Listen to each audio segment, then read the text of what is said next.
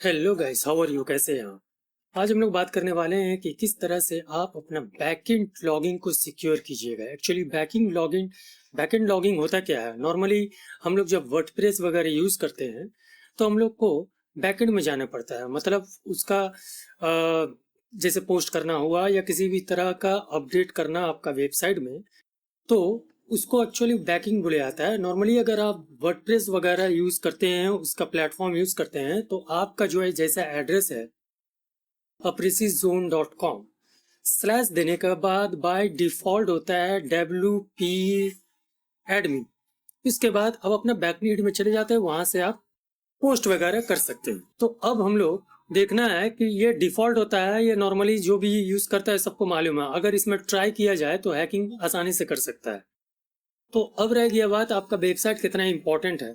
अगर आप चाहते हैं और भी ज़्यादा सिक्योर करना, तो आप बैकएंड का ये जो एड्रेस बार में हम लोग लिखते हैं, इसको हमको चेंज करना है। जैसे मान लिया यहाँ पर हम लोग जैसे ही WP एडमिन करते हैं तो हमारे सामने मैंने बॉक्स खुल जाता है। यहाँ पर हम अपना यूज़र नेम और पासवर्ड देते हैं।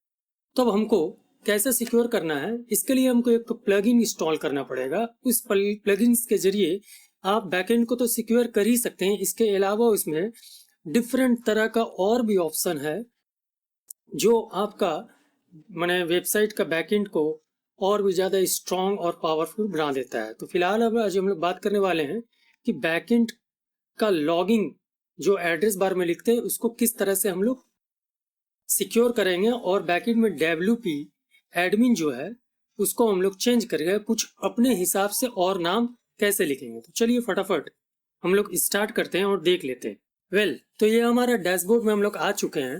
अब हमको इंस्टॉल करना है एक प्लगइन। तो यहीं पे बाएं साइड में आपको एक डैशबोर्ड का पेन मिल जाता है। यहाँ पे आपको प्लगइन वाला ऑप्शन में जाना है।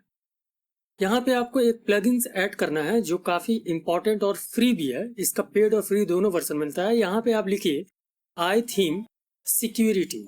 जैसे लिखिएगा आपके सामने ये वाला ऑप्शन आ जाता है। इसको आपको इंस्टॉल करना है। इंस्टॉल करने के बाद आपको सिंपली एक्टिवेट करना है, जैसे हर प्लगइन में किया जाता है। ठीक है। अब यहाँ से आपको API की जेनरेट करना पड़ेगा जो आपका मेल में चले जाएगा। ठीक है। तो आप API की को जेनरेट कर लीजिए। जो भी आपका मेल ID है वहाँ पर ही आपका मेल में चले जाएगा। आप लॉगिंग रहते हैं तो आपका ऐसे ही मिल जाता है। तो ये वाला API की हमको मिल गया। हम यहाँ पर इसको पोस्ट करते हैं और इसको सिक्योर साइट में एक बार क्लिक करते हैं। ये फर्स्ट स्टेज जो है हमारा क्लियर हो जाता है।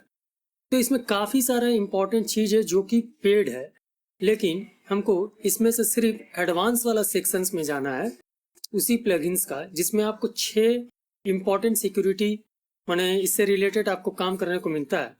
अब यहाँ पर डिफरेंट ऑप्शन है, तो फिलहाल सब ऑप्शन के ऊपर में हम लोग बात करेंगे तो काफ़ी लंबा हो जाएगा। इसीलिए हम लोग हाइड बैकएंड का जो ऑप्शन है उसका ऊपर हम लोग क्लिक करते हैं। अब यहाँ पर बैकएंड इनेबल में क्लिक करते हैं। जैसे ही इनेबल चेक बॉक्स को हम लोग क्लिक करते हैं, देखिए नॉर्मली होता क्या है कि जैसे हम लोग apricizone.com इसमें अगर हम लोग क्लिक करते हैं तो हम वेबसाइट में चले जाते हैं, फ्रंट एंड। अब यहाँ पर WP एडमिन अगर करते हैं, ठीक है, ये बैकएंड में जाने का सिस्टम है। तो यहाँ पे हमको यूजर नेम और पासवर्ड वगैरह लिखना पड़ता है। तो हम अपने बैकएंड में चले जाते हैं और सबको तो मालूम कि WP एडमिन ये डिफॉल्ट डैशबोर्ड में जाने का सिस्टम है। तो फिलहाल हमको यहाँ पे यो सिस्टम WP एडमिन को हटा के हमको अपना मनपसंद कोई एक चीज लगा देना है। कुछ भी लगा दीजिए, जैसे अपना कोई शहर का नाम लगा दीजिए, कोई भी ऐसे चीज, डू नॉट ट्राई लगा दीजिए।